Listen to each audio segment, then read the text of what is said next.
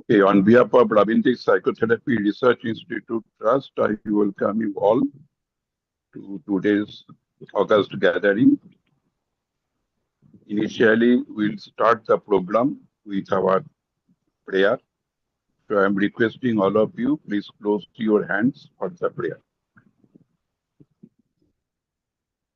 Om Shahuna Bhavatu Shahano Punakatu Shaho Birjam Karuha Bhavai Tejashina Budhitamastu Ma Vidvishabhai Om Shanti Shanti Shanti.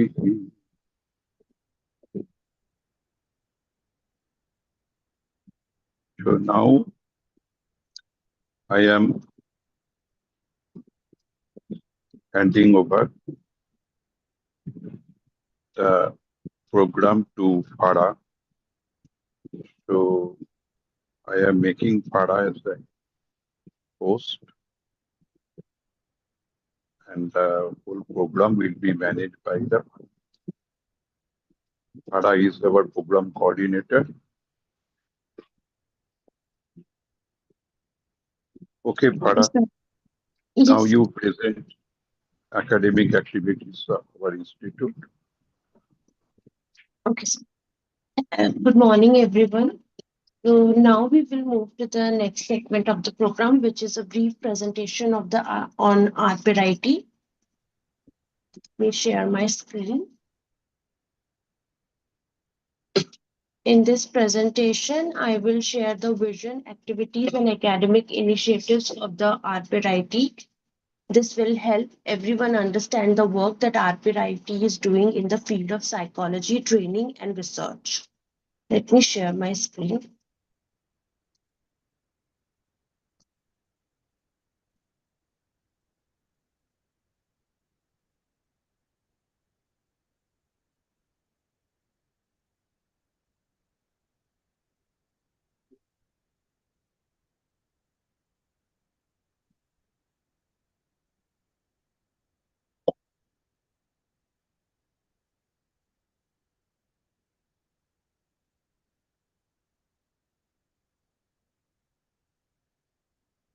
RPRIT is a non-profit research institute trust. It is registered under Indian Trust Act 1882. Now I'll start with the logo. Rabindra Psychotherapy, a transformative process designed for self-awakening in the treatment of psychological disorders and mental distress. It is developed by the esteemed president of our institute, Dr. D. Datta Roy, based on his prolonged research and treatment counseling of his patients. Rabindra's psychotherapy draws inspiration from the creations of the great Rabindranath Tagore. It revolves around the use of therapeutic postulates, which are fundamental assumptions forming the basis of the theory. One key aspect of this psychotherapy is the avoidance of labeling. Instead, it encourages understanding others' consciousness. In Rabindra's psychotherapy, consciousness is envisioned in three layers. The Murta layer, portrayed in gray, serves as a seat of attention, sensation, and perception. Moving to the Rag layer in the middle, we find the domain of feelings, emotions, memory, thinking, and their interconnected associations. This layer is vibrant and diverse, reflecting the colorful flows within consciousness.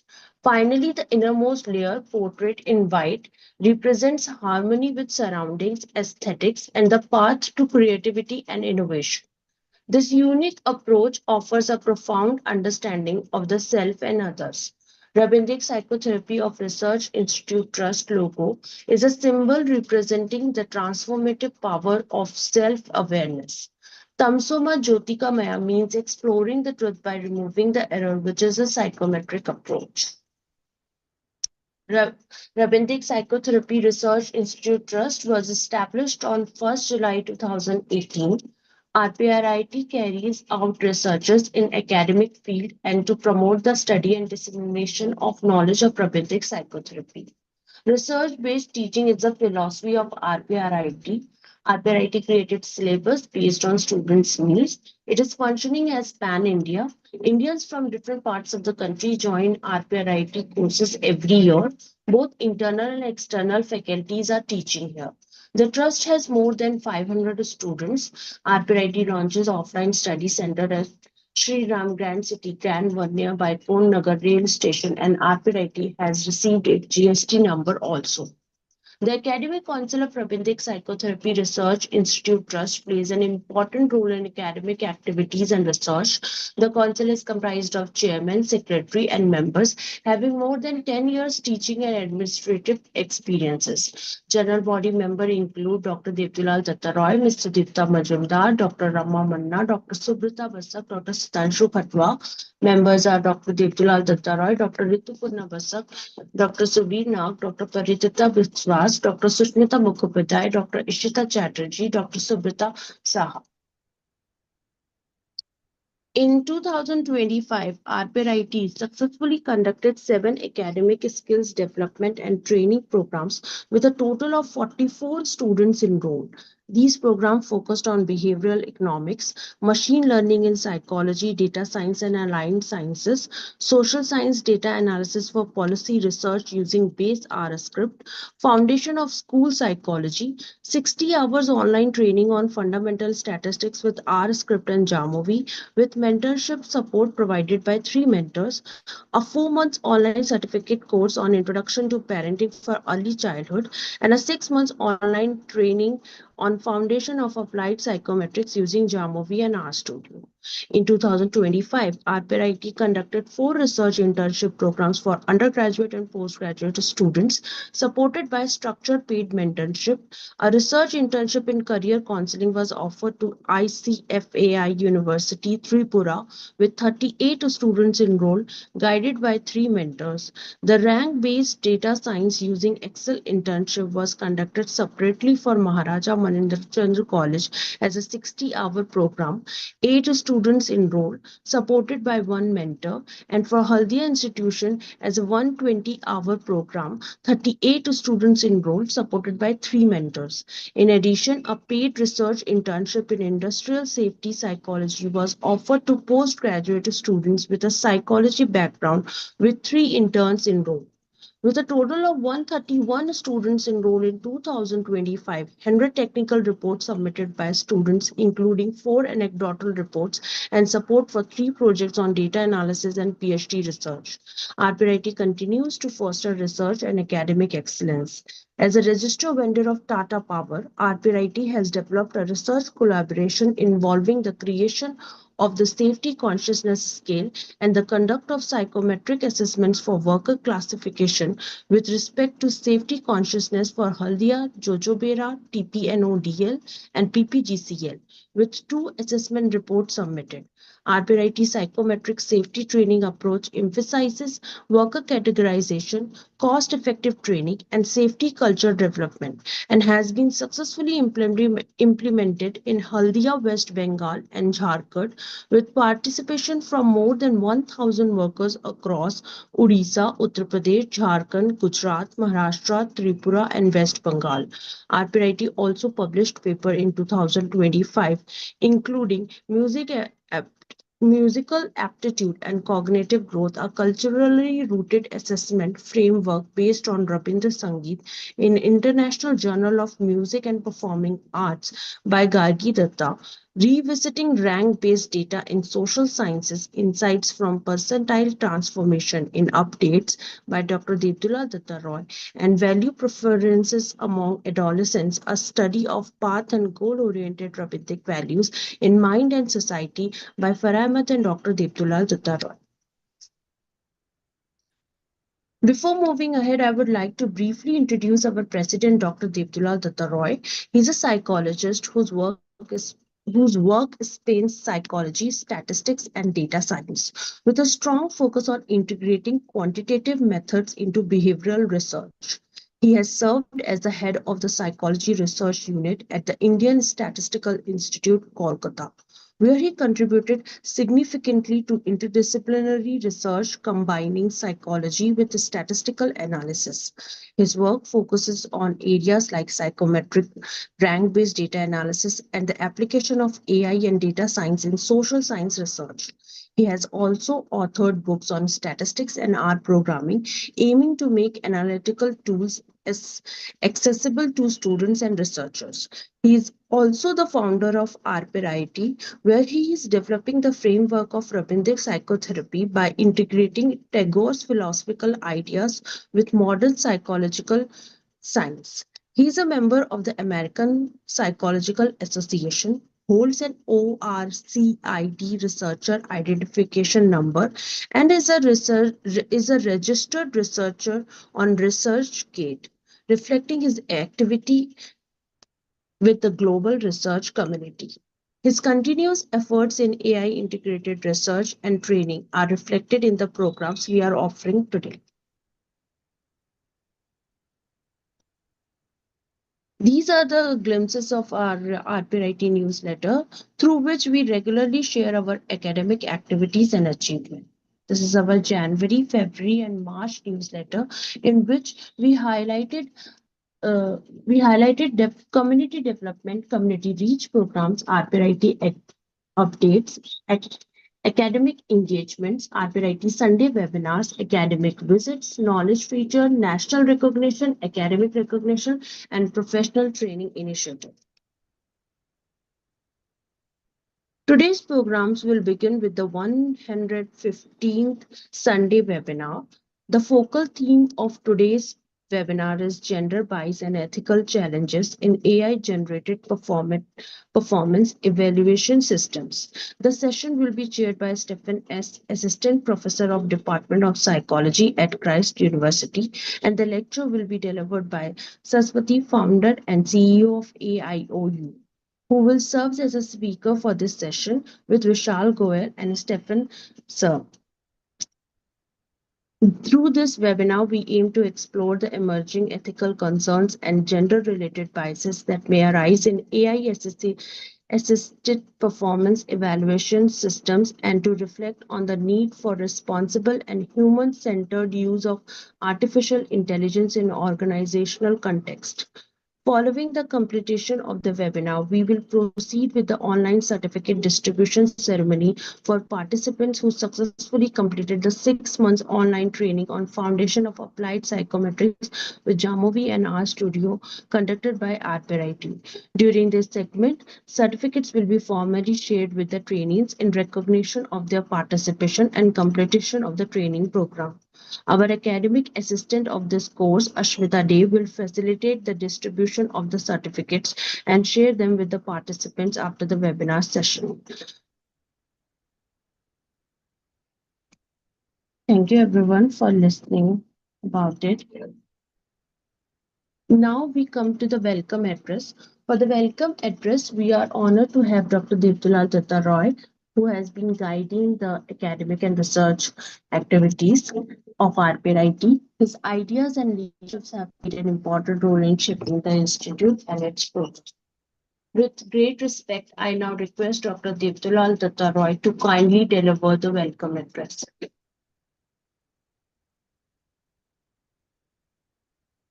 Sir, are you there? Roy, sir? Yes, thank you, Farah, for introducing the academic activities of RPRIT, that is the Ravindra Psychotherapy Research Institute Trust. And you have nicely presented that this is not the NGO and this is not the profit-oriented organization. Our main approach is to facilitate Ravindric psychotherapy postulates through different scientific models, scientific approaches. Now, today, it is my privilege to introduce our chairperson, Stephen sir. Stephen is assistant professor of the psychology department at Christ, deemed to be university, Jasbantpur campus. He is an educator, trainer, coach, psychometrician, consultant, human-centered thinker, and board of advisor.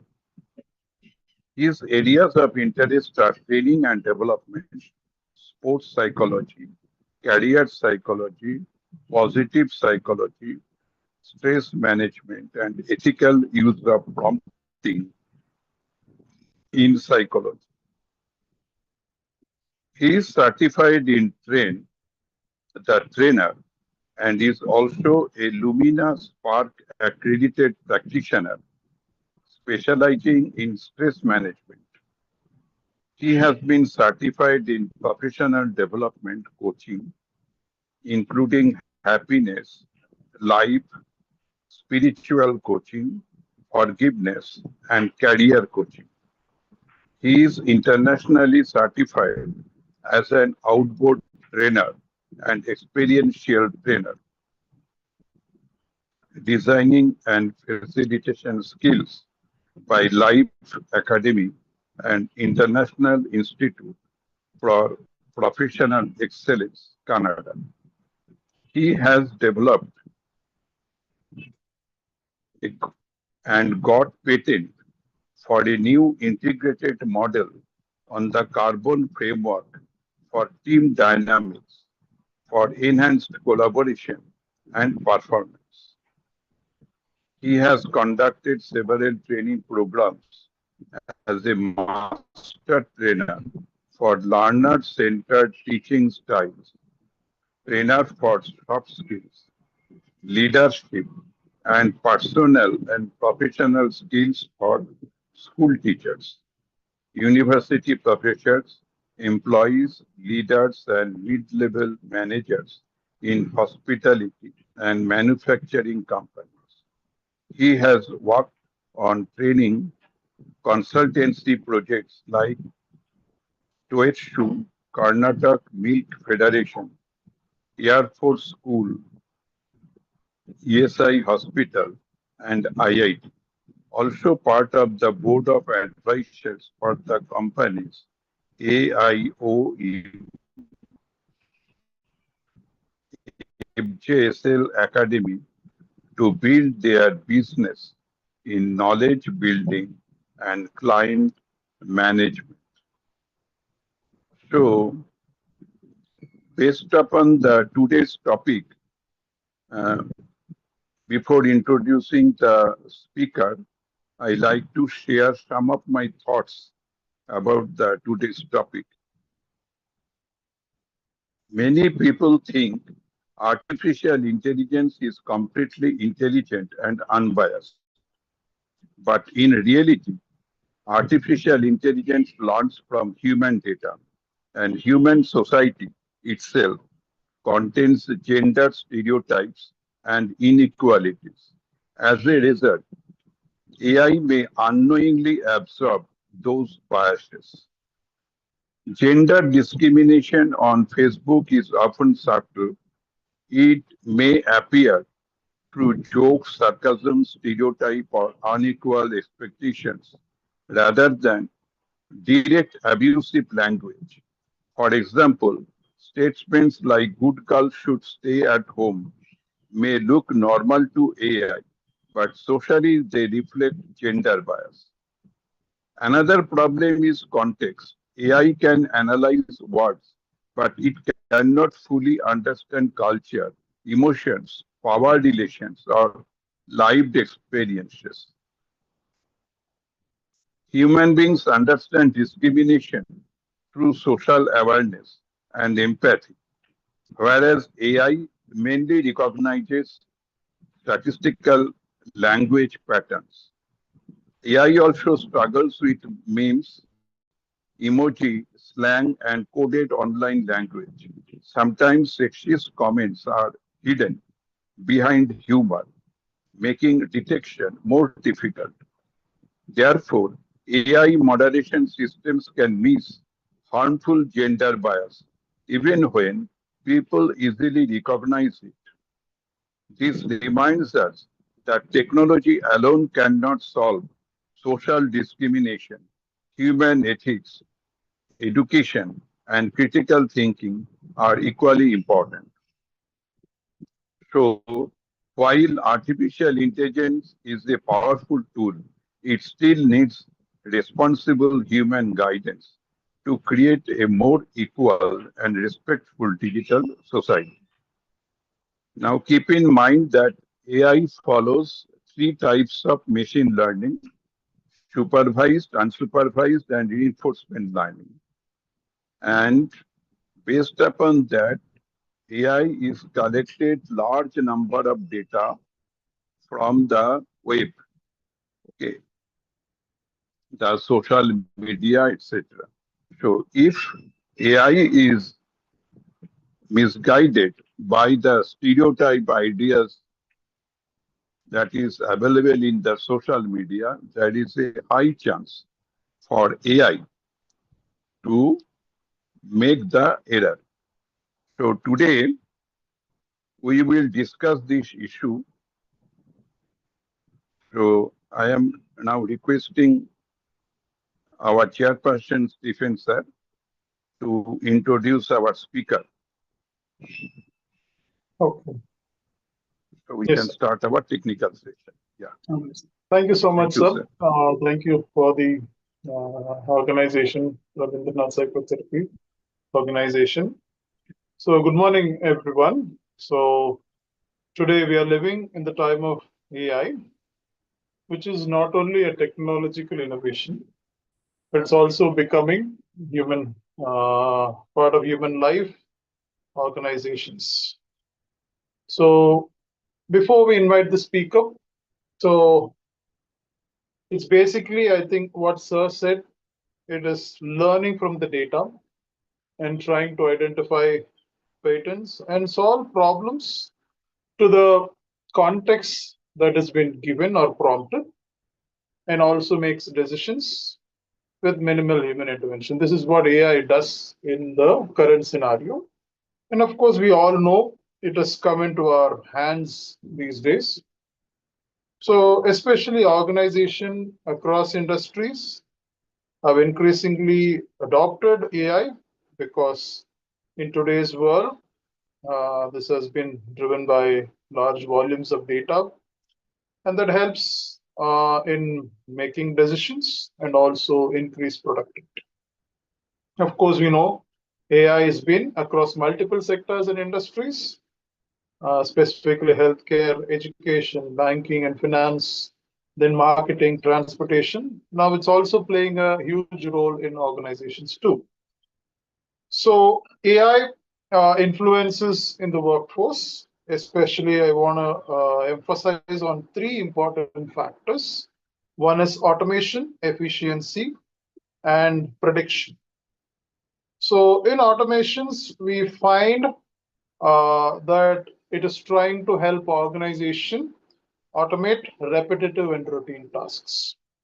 So basically, the AI systems are performing through the data with minimal human intervention.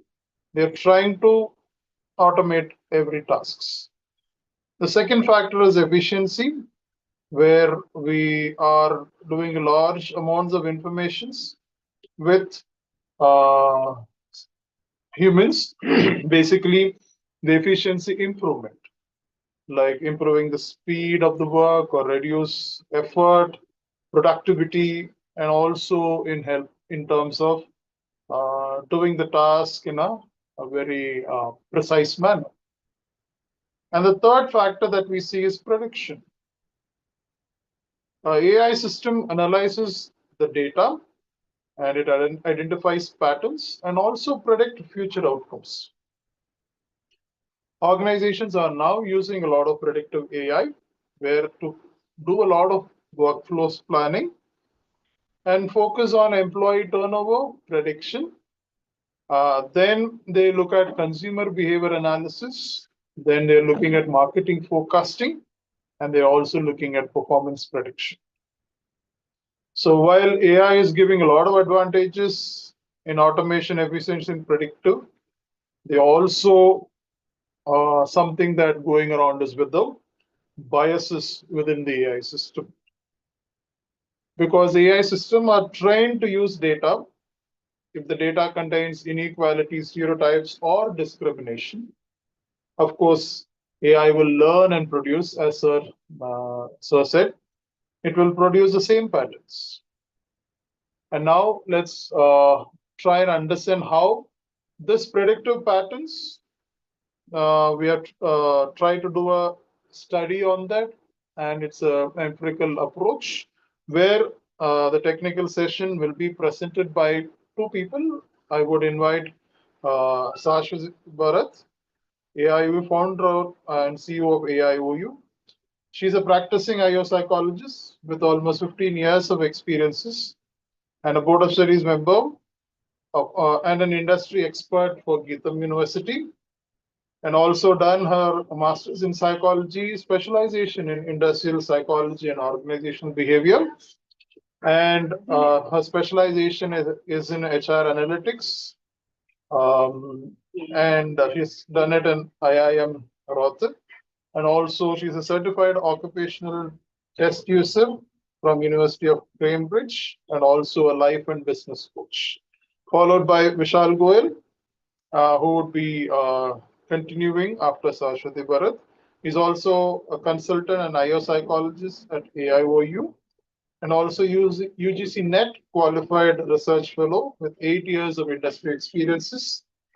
Done his master's in psychology, specialization in industrial psychology and organizational behavior, University of Delhi, and also ICCC certified career coach and HRC associate.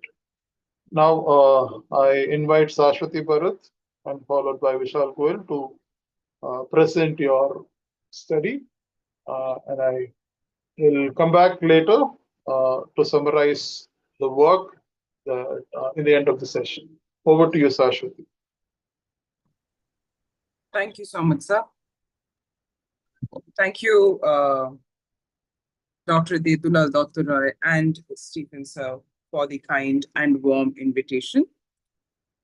As I start, if I could kindly ask Vishal, if you could share the screen, I think it would be helpful for our audiences here and also on YouTube. So good morning again, everyone. Today's session is to talk about the gender bias in AI, specifically for a certain use case, which is gender bias in AI-generated performance evaluation summaries. As you know, today's session will be taken by Stephen sir, Vishal, and myself, Shashwati. If we could go to the next slides, please.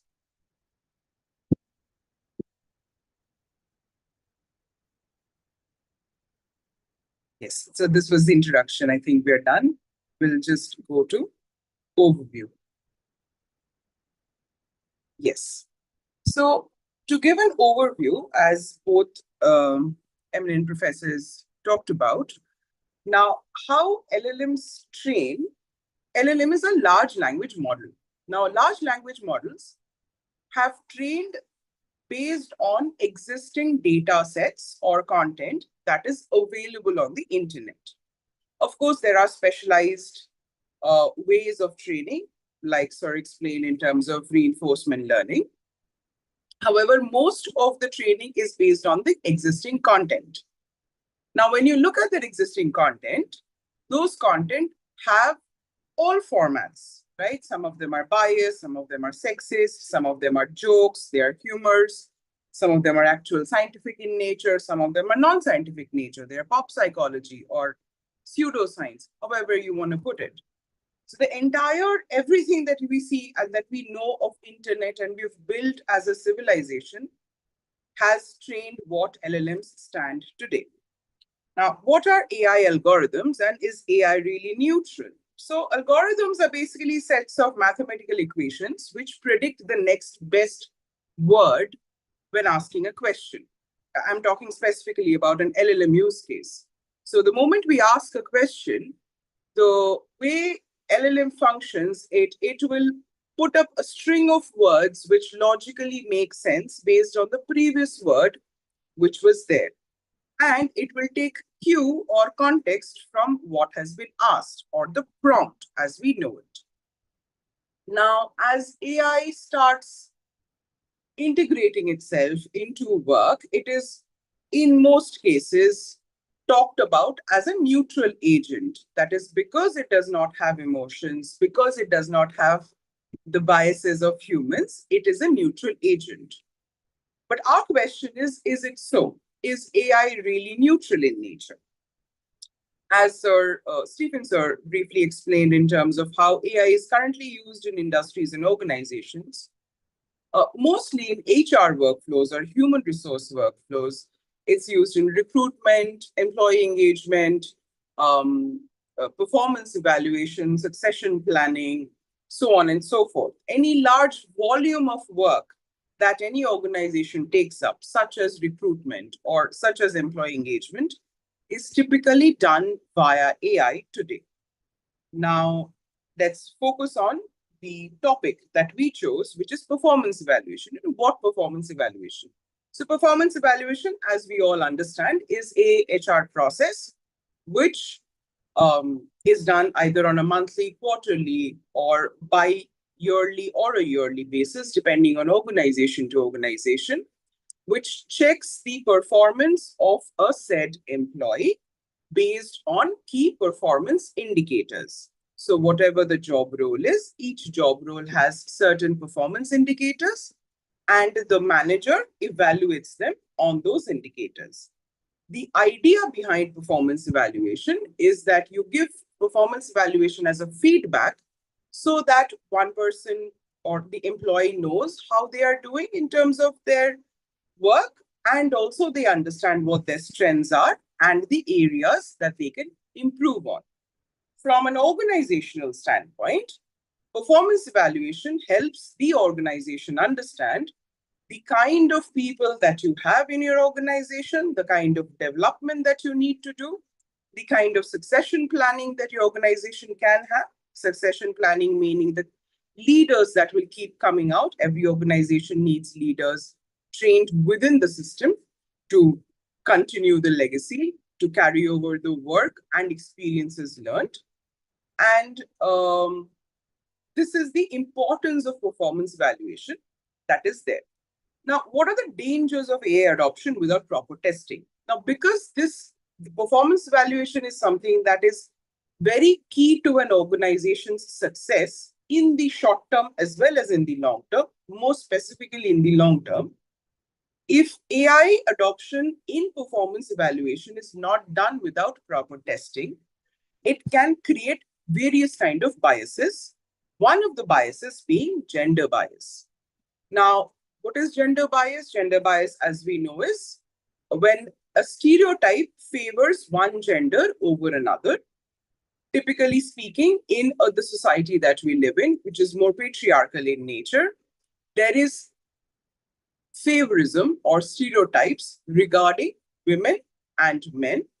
And also, if you put trans gender in the mix, there is a lot of bias against that as well. So here, why is this an industrial psychology and an organization behavior problem statement? Just to give the first overview of it.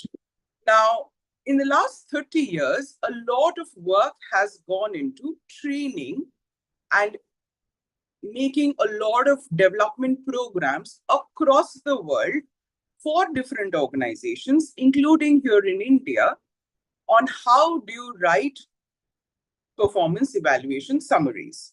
What would be the best way for you to actually give feedback back to your employees, back to your team members as a manager or as a leader, so that it benefits the organization really understands the kind of competencies that it really has so that it can plan for development and succession planning.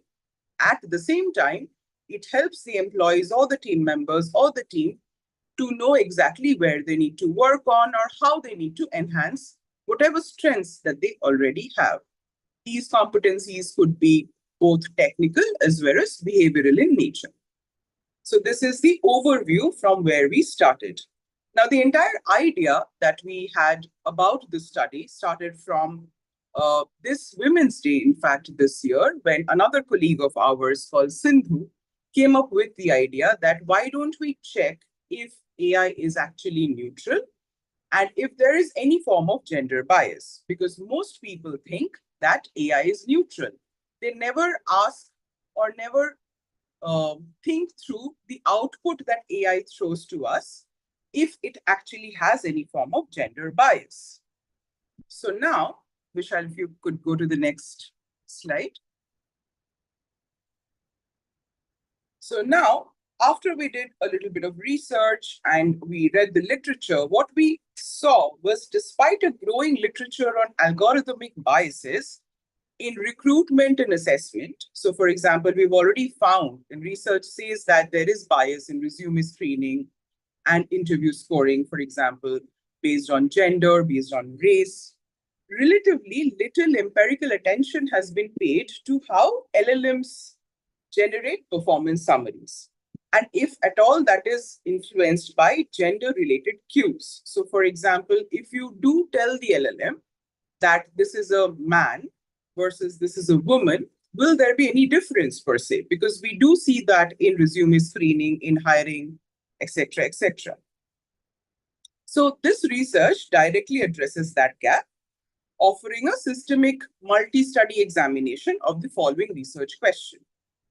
Now, the questions are, does gender bias exist in AI-generated performance evaluation summaries? Do gender-neutral prompting strategies reduce AI-generated bias? And is gender-blind prompting strategies ideal for generating AI-assisted performance evaluation? Now, to give you an overview, if Vishal, could we go to the next slide? One of the first things that we did was we created a standard prompt, the thing that you see on your right-hand side. And everything that you see in purple is basically the thing that only changed. So this is a standard prompt for a role, which is the recruiter role. This prompt that you see is a male gender, where you have a male name, Vishal Goel, and you have one gender pronoun, which is him. Keeping the exact same prompt, we changed it to another use case, which is a female use case, where instead of Vishal Goel, a female name was used. Sindhu was the one who created it, so Sindhu's name was used, and instead of him, it was her. That is the only difference. Now, we ran this on 3 phases, right? We started it with a small study. After this session, we will share the white paper that we created actually on it. So the first small study was, we just took one role, which is the recruiter role, and we ran on LLMs, 3 LLMs, which is ChatGPT, Gemini Pro, and Claude, 3 phases, right? So the first one was same prompt for Vishal and same prompt for Sindhu. So we mentioned names and the gender pronouns. The second phase was gender neutral because, in the last slide, as you saw, one of our questions was, if we give gender neutral prompting, does that really change? So Vishal's name and Sindhu's name were kept, as in the names were kept intact, but instead of he or she or him or her, we changed the pronouns into they or them. Interestingly, what we found was that the LLM actually read the name and deduced what the gender is and gave the gender in the output, right? Which was very interesting finding for us. So in the later phases of the research, as we expanded it, we did not do phase 2. We did only phase 1 and phase 3. Phase 3 here, we changed the entire thing by removing the name and pronoun completely, we simply introduced an employee code. So for a phase 3 gender blind prompting, what we started doing was, we said this is the performance data for an employee, E01, based on the data given below, create an annual performance evaluation for them, right? So we removed the name because we did see in phase 2 that AI was reducing the gender of the person. Now, once we ran this, the data that we got, the output that we got was very interesting for us. Overall, on the surface, it looked very neutral. But the more depth we did, the more statistics we ran verbosity, we ran sentiment analysis, we did thematic analysis. We also found AI hallucinating in some places. We did see subtle but very critical differences, which really showed that there is gender bias. And it started showing how the historical data based on which LLMs are actually trained is coming out through these. Now, to give this a better shape and a better structure, we expanded the data. Vishal, if you could kindly go to the next one. So we expanded the data conditions and we created a larger study based on which we will talk today. So here we had, it's an experimental condition, right? So we created an exploratory study and created multiple exploratory conditions. Now, as we all know, we need certain things which are constant in nature. So one of the things which we kept constant was we ran it only for junior roles. The thought process behind this was twofold. Number one, these roles are the ones which are maximum in the organization in terms of values or volumes, and hence are the first and the fastest ones that will get covered by AI when we talk about using AI for performance evaluations. So these 3 roles now were taken from 3 kinds of conditions. A female-dominated job role. The number of women who work more in this job role, recruited. It has a higher percentage of women than male. The second condition was a male-dominated job role, where the number of males working in this job role was higher, which is sales. And a gender-neutral or a gender-balanced role, where the representation of male and female in this job role is almost equal, which is a software quality analyst, very close to equal participation. Then, as I mentioned, we had 3 LLMs. This is Gemini, ChatGPT, and Claude, and their specificities in terms of the versions. And we also looked at fast and thinking. We had also done this in the smaller study, where we wanted to also see the algorithmic bias by checking how both the fast algorithm and the thinking algorithm thinks.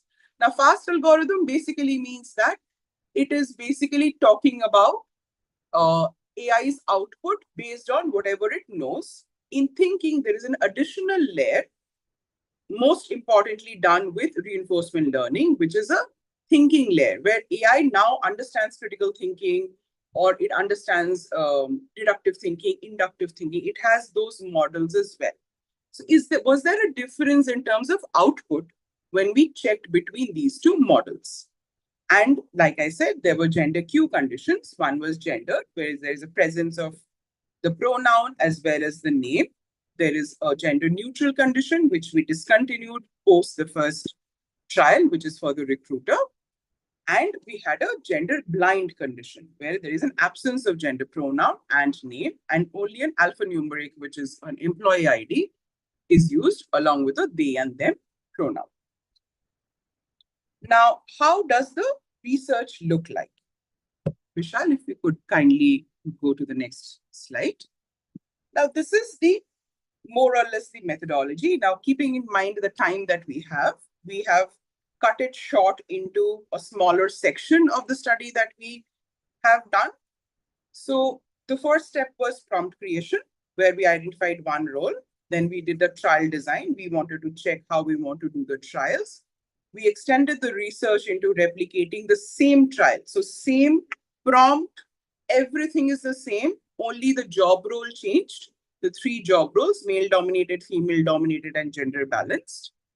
And we collected synthetic data. So we ran 162 trials across these 3 LLMs and the 2 modes that each of them have. And we then did a data cleaning where we extracted usable performance evaluation. So if you were actually using this evaluation summaries and giving it to people, the amount of data that you would take to give it back to them, we just extracted that much. And totally, this summed up to 57,530 odd words. That is the amount of data we started working with. And in terms of actually starting with the data analysis, there are 2 key areas that today we will focus on. One is verbosity, and more importantly, sentiment analysis. Where in verbosity, we checked if there was a difference, because at the end of the day, the input remained the same, but the output kept varying. So we wanted to first check the number of words in terms of output, one, and second was sentiment analysis. Now, for this section, I welcome Vishal Goel, who is a consultant here at AIOU. He's a GRF fellow, 8 years of experience, industrial psychologist, and a fantastic researcher. Over to you, Vishal. Okay. Thank you, Shashwati. I'll just go to the next slide. Okay. I hope my audio and the screen is clearly visible and audible. So first thing I would like to focus on is verbosity. Verbosity basically means the total word count that are coming up in each output by AI. And here we are looking at differences between female and male through female to male ratio. So if the female to male ratio is high, more than 1, it means that the output was more verbose for female compared to male. Previous researchers have looked at verbosity and they have suggested that women tend to get inflated feedback but less actionable feedback. So in that regard, these inconsistencies that I'm going to talk about become very important. If we look at role 1, which is a female dominated role of recruiter profile,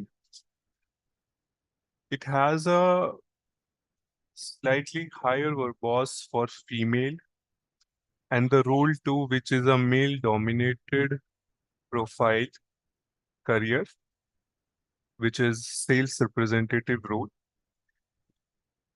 the verbose is higher for male. So we are seeing here that if a role is dominated by a gender, then the verbosity is higher for that particular gender. Okay. And it can indicate towards LLMs or AI's tendency to produce more words, more verbose for the gender, which is highly represented in a role. We see that this difference is reducing in role 3, which is a gender balanced role, which we took off software quality analyst. It has almost equal representation of male and female in the industry. And the difference is negligible in terms of verbosity. We know from research that AI also has also favors long context, long text, even if the quality is low. So this tendency of producing more content or verbosity for a gender might indicate towards a bias that is coming from AI's understanding of the job description of the role. So we can see that there are inconsistencies here, even if the prompt structure is exactly same. And just by changing the pronoun, gender, the inconsistencies will arise and may lead to bias for a particular gender. So this is regarding verbosity. I'll go to sentiment analysis. Before sharing the results, I'll talk a little bit about what is sentiment analysis. Uh, so basically, it is about detecting attitude towards a target. The target can be a person or something like Amazon reviews. So you have Amazon reviews over product. When you read them, you get a sense whether the product is referred to as good or bad, high quality or low quality.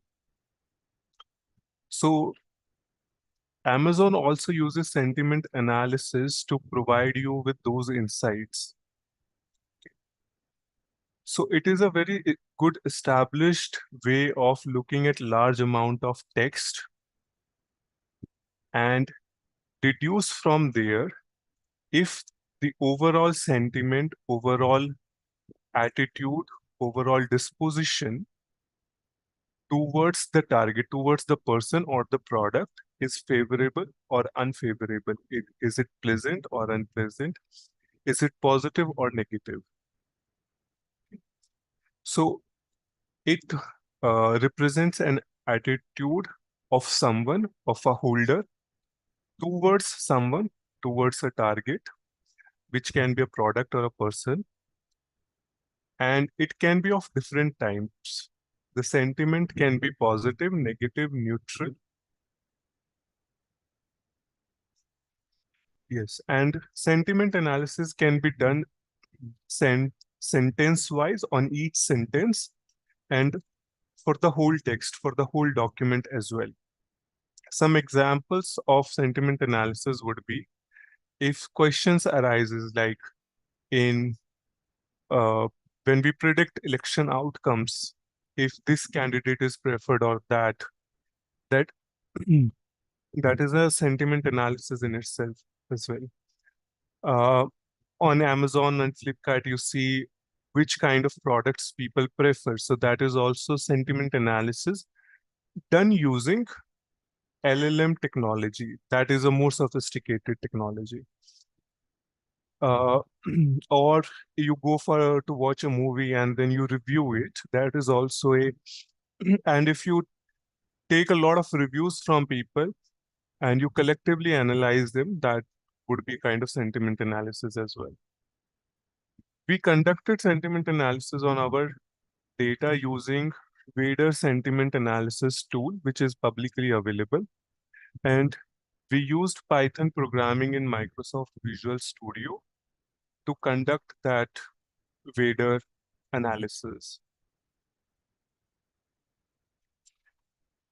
What Vader provides us is with scores on positive sentiment, negative sentiment, neutral sentiment, and an overall score. So it helps us understand in a particular text how much it is positive, how much it is negative, how much it is neutral. And based on an overall understanding, it gives us a compound score. So basically, Vader provides us 4 kinds of sentiment: positive, negative, neutral, and collectively a compound score. Why polarity scores? Because we are taking in performance evaluations, and we can imagine that it is very important if in a performance evaluation report, the candidate is represented through linguistic, through words, phrases, as a favorable candidate or an unfavorable candidate. In a report, it is not just numbers, but also text. So the kind of tone of the words that there is can impact the selection and promotion of a candidate. So polarity in terms of positive and negative sentiment can help us understand that. So this is one reason we chose polarity analysis using Vader. Sentiment analysis in research is also a very standardized method to assess large text corpora in terms of its objectivity or favorableness towards a product or a person. Uh, in this slide, there are some examples of researchers also who have used sentiment analysis to look at evaluations of clinical clerkships, principals, teachers, even job references, also recommendation of letters also. So we have been inspired from the literature and we have used sentiment analysis to check bias in performance evaluations. Okay. Now, first I'll just go through some graphs to indicate towards some inconsistencies, and then I'll talk a little bit about the comparison between male and female, how the result is coming. So the left graph is about positive sentiment and the right-hand side graph is about negative sentiment. The blue line is for male employee, pink line is for female employee, and yellow trend line is for gender blind condition. If we see in the positive sentiment graph on the left-hand side, we can see that the male and female trend lines are more aligned. In comparison to that, gender blind condition has a little bit of inconsistent spikes compared to male and female. In negative sentiment on the right-hand side also, the female trend line, the pink one, has an inconsistent spike compared to other two gender conditions. This is for role 1, which was recruiter, a female-dominated role. If we go to role 2, which is a sales representative role, a male-dominated one, we see the blue line and we can see the inconsistencies here as well, going way high, going way down. And in negative sentiment on right-hand side also, we can see that in the first half, the blue line and the yellow line has inconsistent spikes compared to the female one. In role 3, which is a gender balanced, having equal representation of male and female, in the positive sentiment, we can see that there are some spikes, inconsistent spikes in the pink line for female. And on the right-hand side for negative sentiment, the blue line has a little bit more inconsistent spikes here. So based on these observations, we moved to our quantitative analysis also. These inconsistencies that we saw just in the graphs can also be seen in the raw data. This raw data is for negative sentiment across 3 roles for male, female, and gender blind condition. You can see that there are a lot of times where 0 is coming, and it's not, AI is not very consistent in terms of how it is generating negative sentiment. Okay, sometimes it's more for female, like in role 1. Sometimes it is higher for male in role 2. Okay. Like for role 1, it has come 7 times for females compared to 5 times for male. So these inconsistencies are there. Now we went on to do a comparative analysis of how the negative sentiment is coming up for male and female across different roles and different LLMs. So the table 1 shows comparative ratios, comparative frequencies of negative sentiment across gender. If we see female to male ratio of negative sentiment, female to male ratio means if it is greater than 1, it is higher for female, and if it is less than 1, it is higher for male. In role 1, it is negative sentiment is higher for female, 1.30. In role 2, it is higher for male. So we can observe simply that in a female dominated role, the negative sentiment is coming higher for female. In role 2, which is a male dominated role, negative sentiment is coming higher for male. So there is an interaction between the role and the negative sentiment that is coming up for one gender. In role 3, the difference between male and female has decreased significantly. Like it has come down to 5% from 30%, 19%. If we look at LLM wise also in table 2, there is a difference in negative sentiment generated by each LLM. The highest is for ChatGPT, and the lowest negative sentiment generated by is Gemini. When we think about thinking mode and fast mode gives faster responses. Thinking mode provides more reasoning depth. So in terms of that, we see that generally thinking mode has lower negative sentiment, whereas fast mode has higher negative sentiment, except rule 3. The overall observation is that in terms of negative sentiment, when we think about gender and LLM, there is a high inconsistency based on gender, based on role. So we went on to statistical analysis and we conducted MANOVA.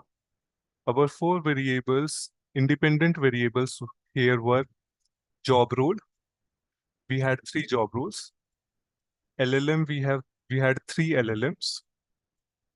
LLM modes, we had 2 LLM modes, thinking and fast, and gender. And we had 4 dependent variables, which was negative sentiment, positive sentiment, neutral sentiment, and overall sentiment, the compound score. And we conducted MANOVA on that. And we observed that role, LLM, and mood has a significant effect on these dependent variables. And when we check interaction effects also, role into LLM, role into mode, LLM into mode, these also have significant effect on our dependent variables, on all kinds of sentiments. We look at 3-way interactions on the right-hand side, and we can see that role into LLM into mode and role into LLM into gender also have significant effect. One important thing to observe here is that gender in itself is not having a significant effect, but in a 3-way interaction of role into LLM into gender, it has a significant effect. So we can say that there is an inconsistency in the outputs, but also that on the surface, gender-wise, bias might not be that much visible. And we might have to deep dive into it to detect bias because it is coming from an interaction of job role, LLM, and gender. Maybe when different job roles are provided and the way LLM understands it, then it generates inconsistent results for different gender. So we need to look at those interaction between variables to see where bias is coming. This table is a more detailed comparison on this table for MANOVA, it shows multiple comparisons for different roles. So basically we have negative sentiment and we have role 1, role 2, role 3. And now we can check where the role-wise difference is coming. From this table, we can notice that for positive sentiment, negative sentiment, and all of them, there are mostly significant effects that are there. There is a significant difference here for negative sentiment between role 1 and role 3, and role 2 and role 3 as well. For positive sentiment, there are significant differences between roles, except role 2 and role 3. I won't go into more than detail about this, but we can majorly overall see that there are significant differences between job roles considering negative sentiment, positive sentiment.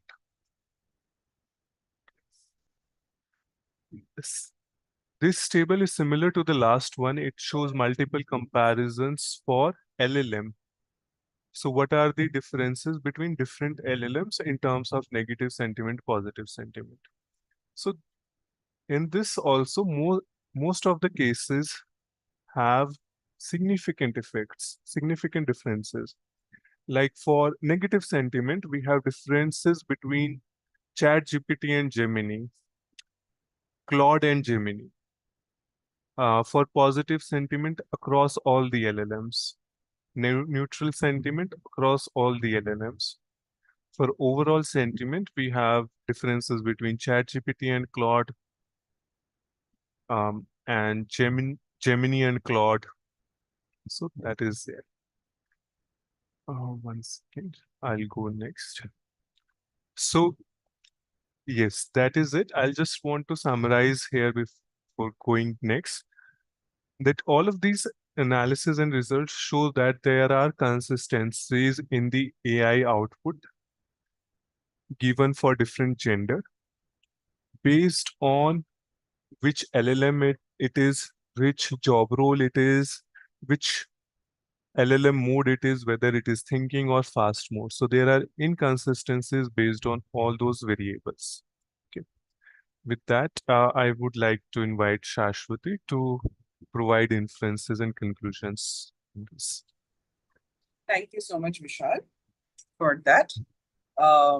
So as we just saw, with the graphs and the stats and the MANOVAs that we ran, and just to tell you that there's a lot more research and studies and analysis that has gone behind it. We're in fact still doing some parts of it. More or less, these are the inferences that we have found, right?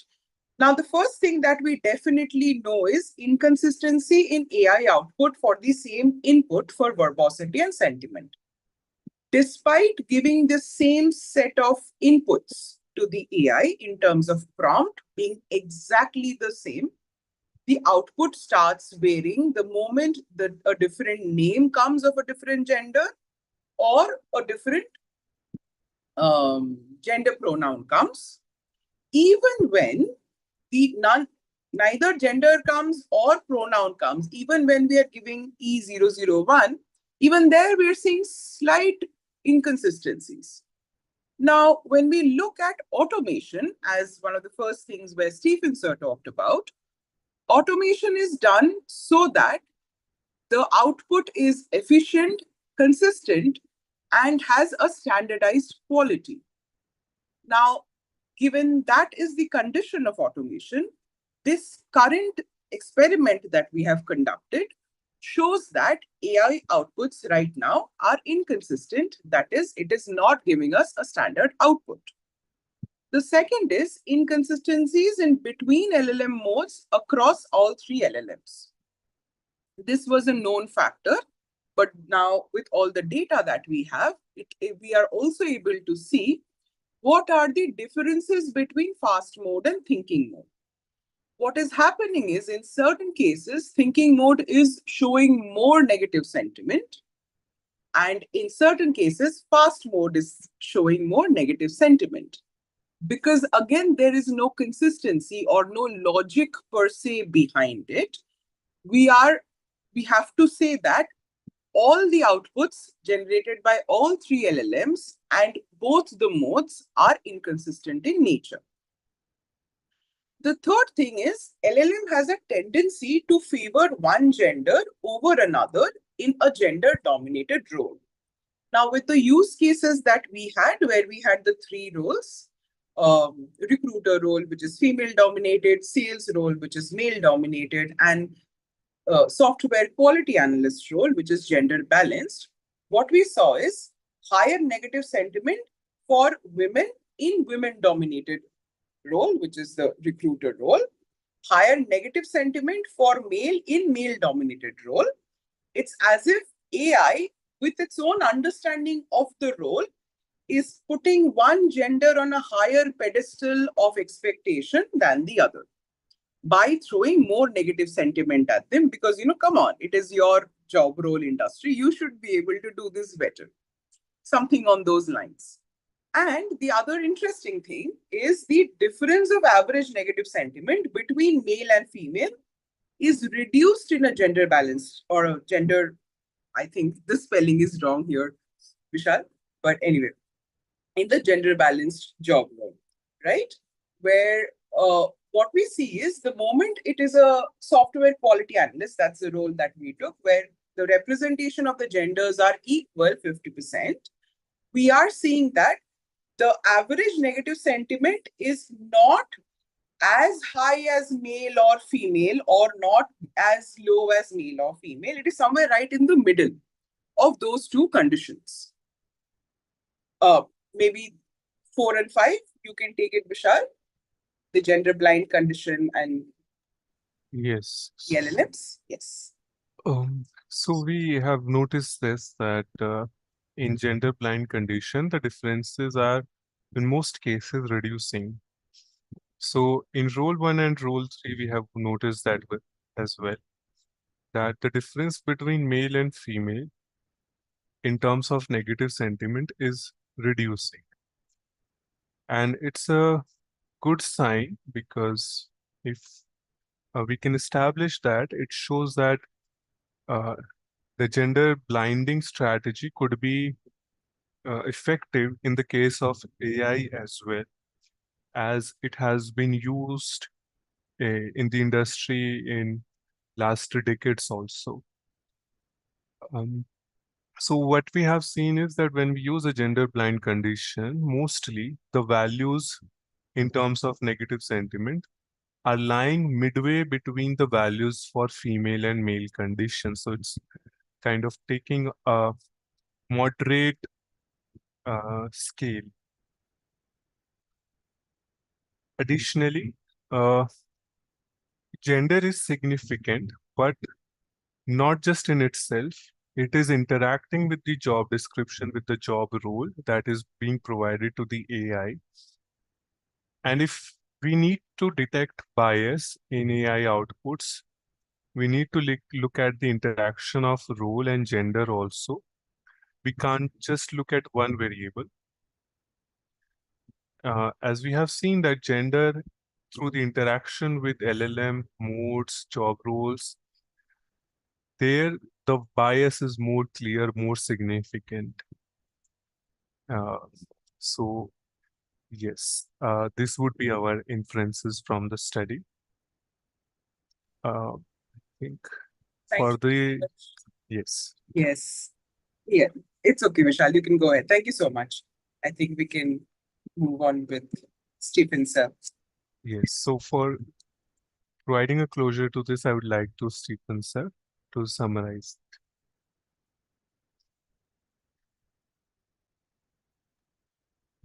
All right. Thank you, Vishal and Sashwati. As you're trying to understand this particular aspect, I want to summarize and talk about some of the important things that I have personally understood and also I have gone through the results and things. So one other thing that I understand is the linguistic difference can reinforce systemic patterns. So this study actually looks at the variations in language, which can unintentionally reproduce existing social and organizational inequalities. So these kinds of repeated exposure to such patterns, maybe an AI-generated responses can normalize certain perceptions, it could be bias or stereotypes, and that could become over a period of time. And that's something that we need to take note here. And second thing we need to understand in LLM outputs, it appears to be context sensitive rather than fixed. So basically like framing of word and context of prompts, where there is a kind of a single stable biases. So what contextual design and prompt structure can significantly also focus on AI generated outputs. So technically like a job, which would be a role that person plays. So those context sensitive has to be feeded. That would be one of the second understanding that we could possibly develop. The third one is gender neutral contexts may reduce bias amplification, where when there is an explicit gender cues, they can decrease a stereotypical association. So sometimes our prompting has to be very clear in the way that we are giving. Again, this is for something that we cannot just give information or ask information based on what it is indicating. So that means a neutral framing again will give you a better reinforced generation of statements. And especially when we're working with the human interface and when we're working with a lot of people's evaluation, screening, and recruiting and evaluations or performance evaluation, these has to be proper. And the fourth one that we understand here is they generate human gender biases in professional evaluation. So sometimes when gender biases are commonly found in the data set, that would also replicate in human workforce evaluation and systems and assessment. And also sometimes it would be part of the perception, competency, leadership, and suitability for the roles that also would bring in some inequality in the particular context. Again, gender biases in context of outcomes, we need to look into it, like because of promotions, recognitions, task allocations, and leadership representation. Of course, we are seeing the concepts of glass ceiling. But however, again, these kinds of data sets going in, will it furthermore develop such kinds of aspect? So this can contribute to unequal professional opportunities and long-term disparities. So that would come as a gender bias here. And the sixth one that I see as the most important finding in this particular webinar is also bias appears more implicit than explicit. So we need to be focused on these implicit biases than explicit biases. And I think a lot of time, even in our everyday behavior, we are not really doing an explicit kind of a biases that we express, but there is always an implicit biases. Our implicit biases are in our head and on our thought process. So again, LLM can also subtly and indirectly can be discriminatory. So these could be very difficult to detect, but when it is embedded with the tone, word choice, and contextual emphasis, this can possibly have an impact in HR system. And again, these kinds of things, especially LLM and the data system, does not account for invisible labor. So technically, like how supportive element has to be there, how passionately someone is doing, and the background responsibilities, which is not actually recorded. All these things go unrecognized. So this could be something that can be an unseen contribution while it comes in professional and social environment. These unseen contributions could possibly put down a lot of people while we are talking about evaluation system. So sometimes when LLM does not highlight or make note of these kinds of scenarios, this will definitely going to be little bias in terms of evaluation, whether it is neutral or role based or gender based. We have to actually understand. So these are some of the major observations and some inferences that I was able to recognize through the study and also through the discussion or the presentation that we had. Thank you, Sashwati and Vishal Goel, for doing this technical session. And I now open it for any question and answers that is there from anyone.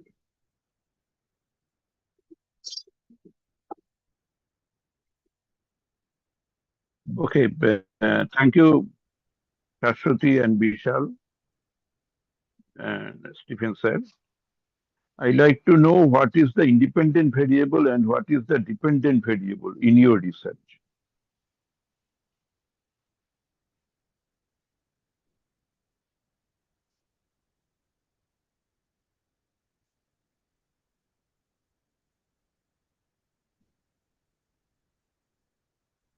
Yep. Anyone wants to answer?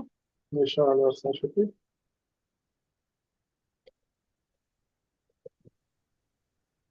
Vishal, do you want to quickly go to the MANOVA slide and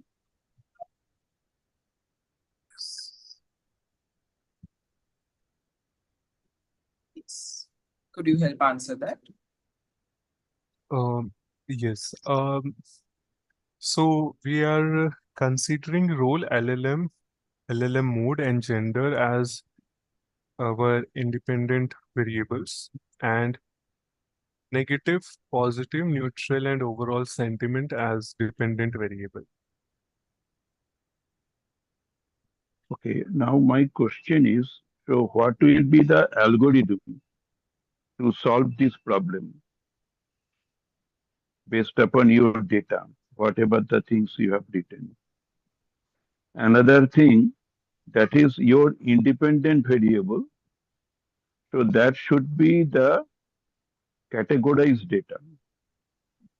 Okay, and the dependent variable will be the continuous,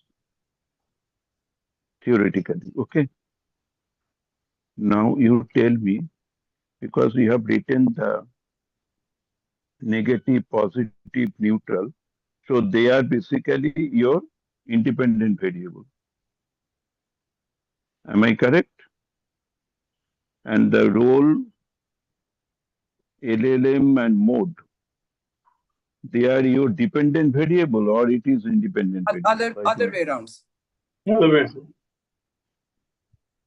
So role, LLM mode, and role, LLM mode, gender, these are dependent, these are independent variables. Independent variables. It's not dependent. These are independent. Role is independent. LLM is independent. Mode is independent. And gender is independent. And what is Okay, dependent now, variable?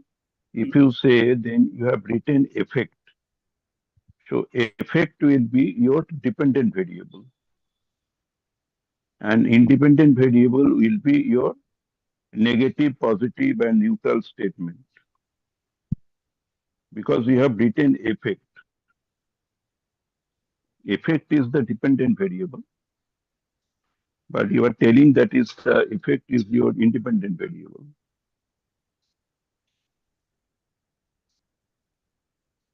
Sir, when we are looking at interactions of independent variable, how do we say that? We don't say its effect, we say something else. No, that is your function. Another thing, that is after this, you have to do the discriminant function analysis.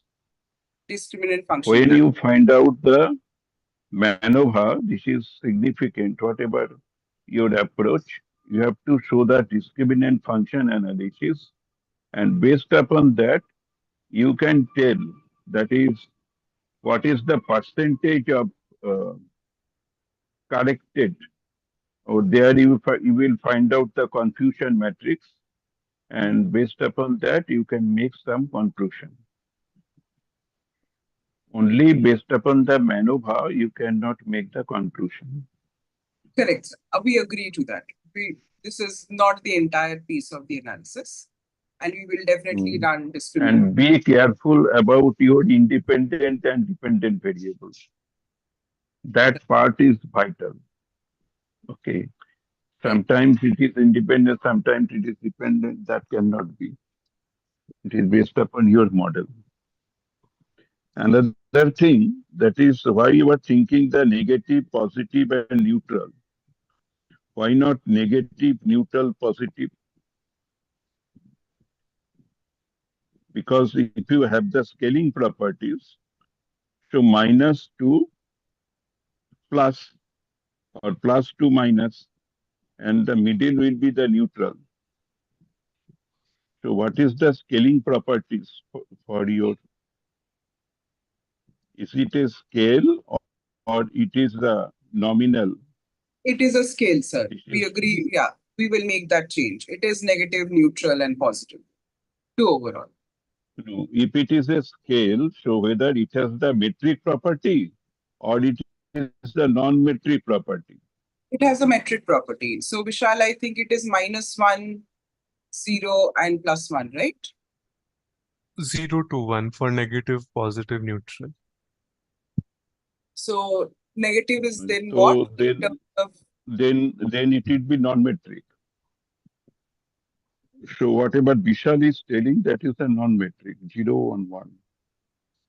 not Sorry, 0, sir, 0 to 1. yeah, 0 to 1. Sir. 0 to 1, that means if you tell it is the 0, 0 means in your case negative. And the 1 is positive. From the 0 to 1, what will be your neutral? So, sir, You are telling 0 to 1. yes, sir. 0 to 1, then how can you get the neutral? Because neutral is the 0. Scaling property अनुजाई, neutral is the 0. But you are telling 0 to 1. So, sir, the scores that come up using Vader, it provides a value for negative sentiment between 0 and 1. And it provides So a value. so it is your function to guide your uh, software, because software cannot Yes, sir. identify. So Vishal, if I may Software answer. cannot tell you. Mhm. So when the coding is done 0 to 1, it's basically 0 is the absence of the feature and 1 is presence of the feature. So we are trying to look at, especially in the normalized scaling property or the binary model, what the data set is. 0 is an indication that there is an absence of the indicator or a descriptor or a stereotype or a bias that we are talking. And 1 is an indicator of the presence of the feature. So in that context, it is more of a binary model that we're looking at. So, sir, if it is a binary model, then you have to follow the BART model. Okay. BURT. BURT. Okay, BART model you have to follow.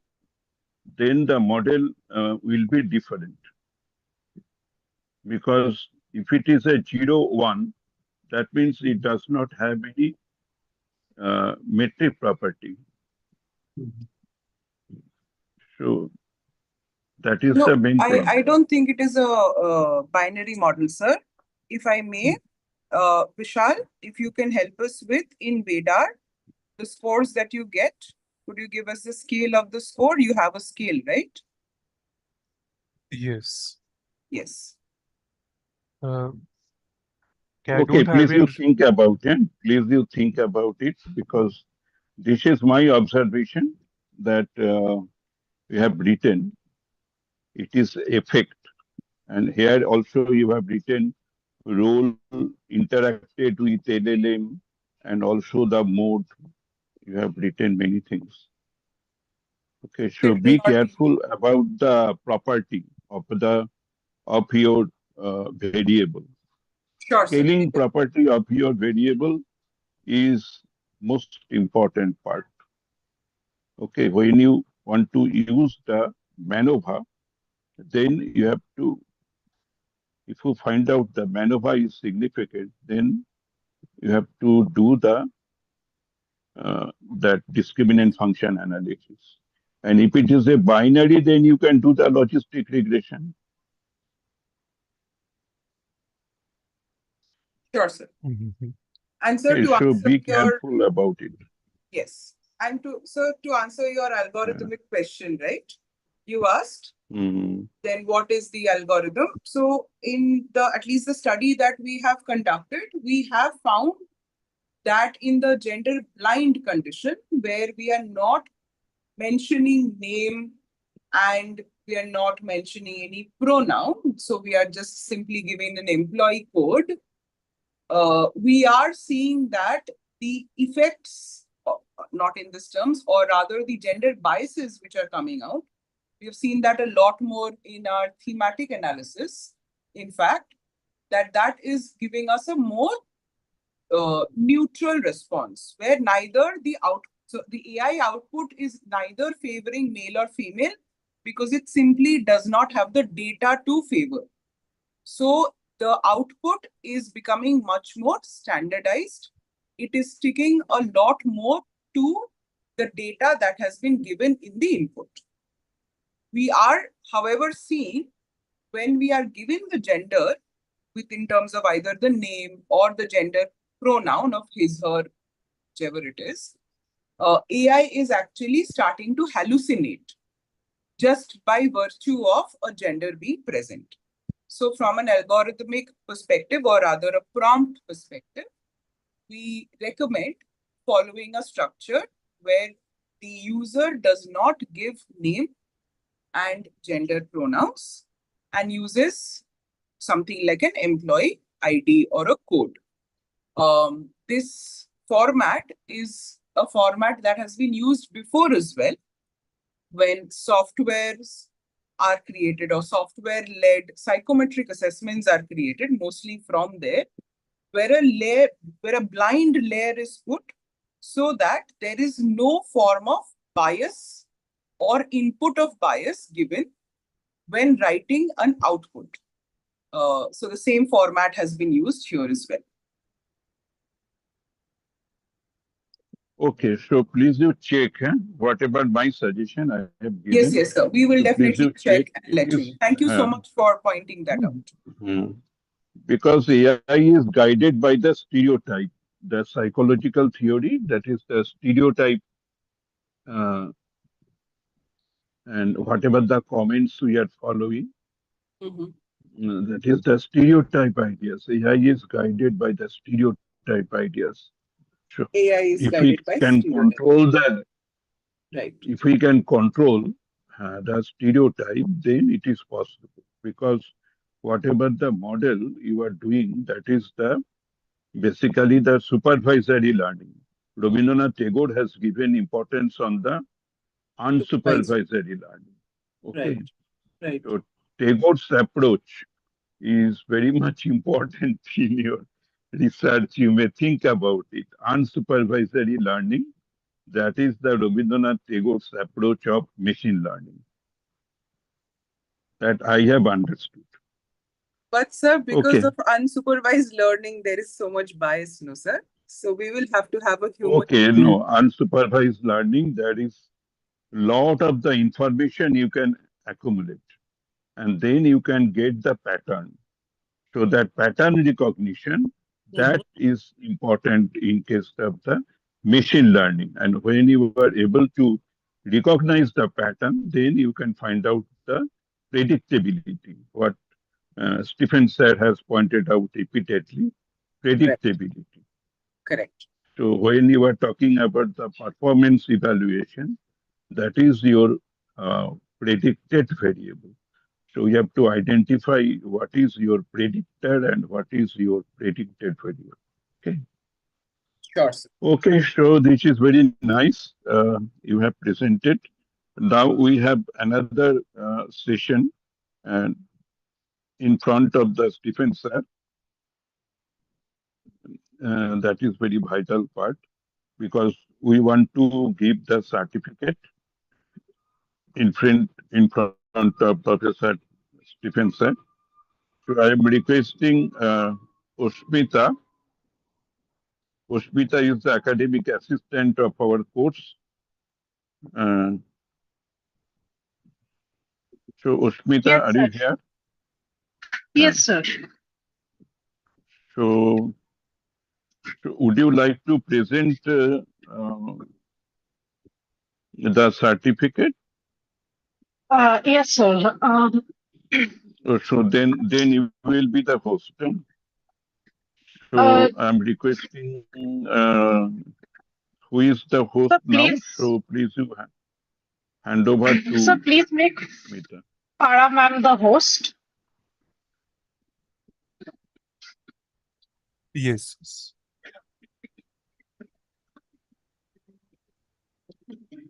Am I the host?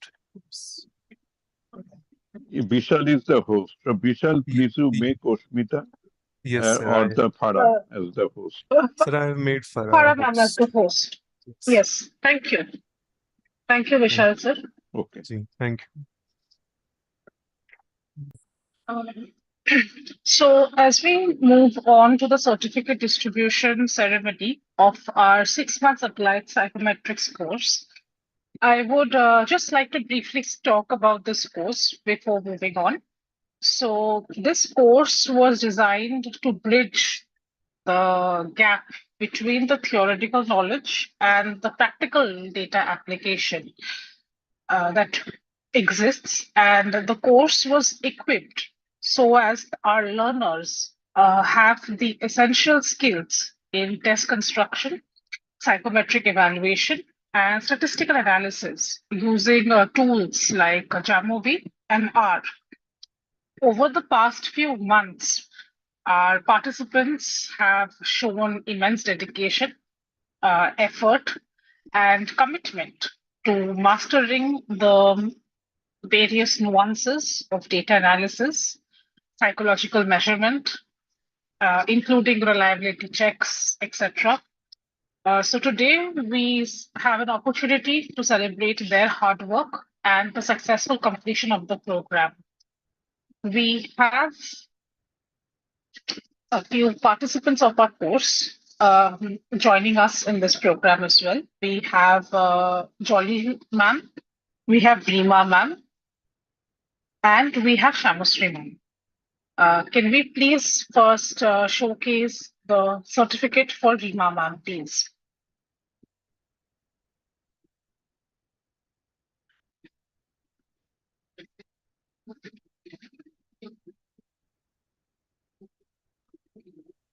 So Farah, please.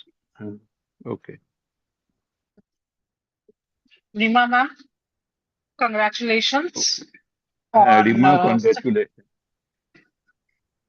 Thank you, sir. Thank you, ma'am.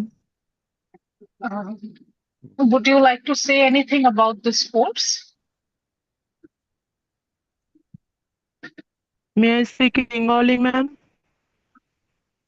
It's okay. Hello. Yes, ma'am. Please go ahead. আমি এই কোর্সটা শিখেছি কিন্তু অনেক প্রতিকূলতার মধ্যে দিয়েই আমার জন্য আমি আর একটু ভালো করে শিখতে পারলে ভালো হতো। আমি মানে স্যার এবং ম্যামেদের যথেষ্ট মানে সহযোগিতা পেয়েছি এবং আগামী দিনে চেষ্টা করব যে এই কোর্সটাকে নিয়ে কাজ করার। এবং স্যার প্রচন্ড ভালোভাবেই আমাদের ডেটা অ্যানালিসিস, ডেটা কালেকশন কিভাবে করতে হয়, জামোভির মধ্য দিয়ে কিভাবে আমরা মানে একটা কাজকে ডেভেলপ করতে পারি, স্যার আমাদের শিখিয়েছেন একদম প্রচন্ড ভালোভাবে। অস্মিতা ম্যাডাম এবং আরো যারা আমাদের এক্সটার্নাল ম্যাডাম যারা এসেছিলেন তারাও আমাদেরকে প্রচন্ড ভালোভাবেই কাজটা শিখিয়েছেন। আগামী দিনে চেষ্টা করব কাজটাকে আরো ভালোভাবে অ্যাপ্লাই করে কাজটা শেখার বা করার। অনেক প্রতিকূলতার মধ্যে দিয়ে চলেছি বলে আমি হয়তো ভালোভাবে অ্যাপ্লিকেশনটা করতে পারিনি, আগামী দিনে করার ইচ্ছা রইলো। স্যার আমার প্রণাম নেবেন, ম্যাডাম আমার শ্রদ্ধা জানালাম। Thank you, Rima. I understand several hurdles you, are sir. there, but still you have managed it. Okay sir. Thank you, Rima.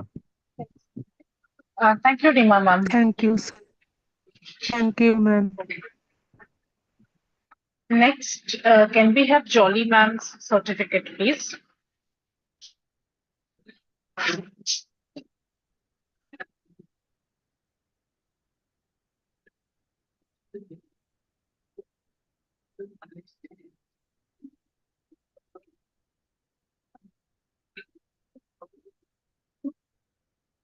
Jolly ma'am, are you present?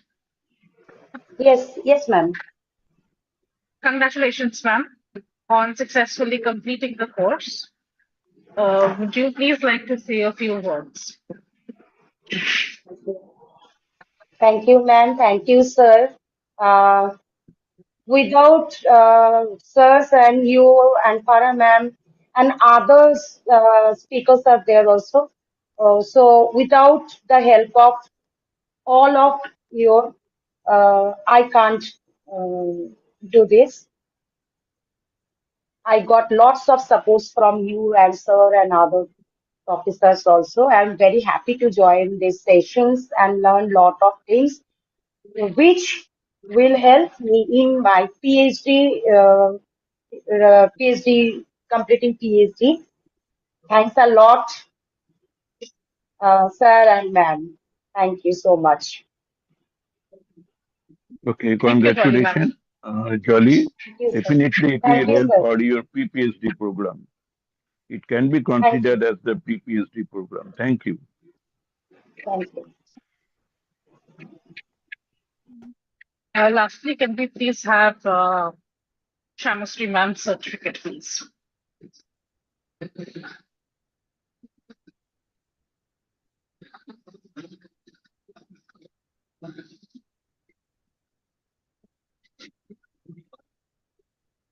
Congratulations, Shamasri ma'am.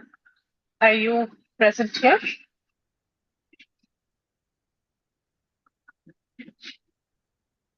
Hello, Shamusri. Yes, Please sir, do I'm unmute. here. Mm, Uh, mm. Thank you, sir, for conducting this course successfully. And we have learned many things on the application field of statistical methods using RStudio, Jamovi, and also the theoretical classes were too good. All the study materials which you have posted in the Google Classroom time to time was amazing, and the quality was very good. Though we didn't have so much time to read and study everything, but the assignments and what you have given to us quite challenging to us, because without proper preparation, it is quite difficult to complete all the tasks. The course was very much well constructed course and very much challenging to the participants, and those who can complete the course successfully, I am sure that they will definitely work in the statistical field with the help of this course. Maybe it's a 6 months course, but in my knowledge, it's a 6 years course. Because yes, sir. Yes, sir. Actually, and the syllabus, in my opinion, syllabus was quite high for the 6 months. If it be quite long, it will be more easier to us. Anyway, and some more offline classes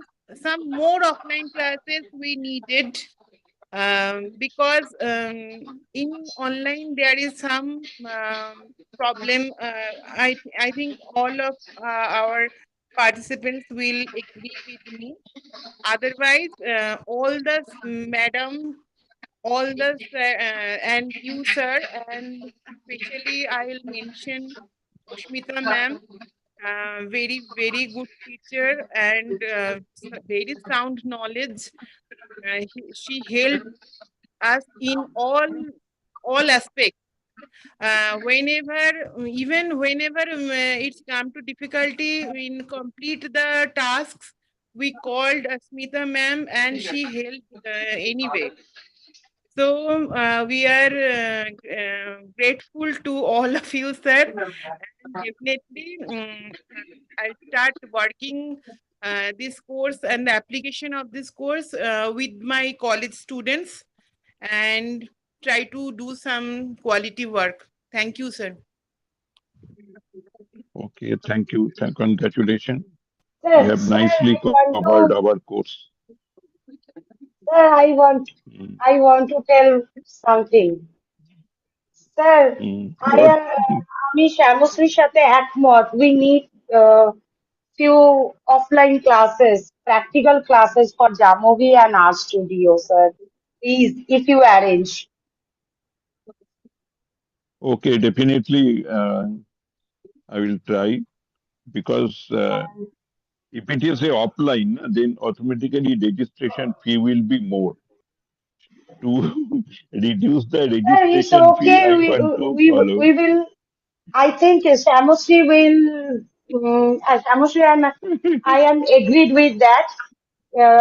We want both more, 2 or 3 more classes, practical classes for Jamovi and Art Studio. And sir, another thing is there we didn't receive that statistical book. Not yet received. Please provide us I that have, statistics book. but I have sent it. No, Please sir, you didn't check. come. Please. Okay. I will check it. Okay, sir. Okay, Thank you. thank you, Ashmita, for nicely organizing the program. Thank you, Farah. And thank you, Stephen sir, and my students, Shashwati and Vishal. They are our students. So Sir, I I am very request you much to post happy. a group photo, sir. Group photo, okay. So I'm requesting all of you, please open your video so that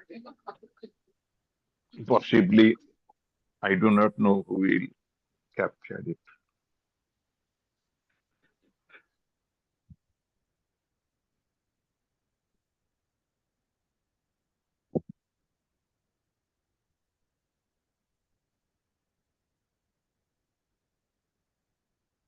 Done. Who has taken? Ushmita, you can take the picture. Taken it. Okay, thank you. Thank you, sir. So I'm requesting all of you to close your hands for the closing prayer. Om Purnamada Purnamidam Purno Purnamudachyate Purnasya Purnamadaya Purnameva Vasishyate Om Shanti Shanti Shanti.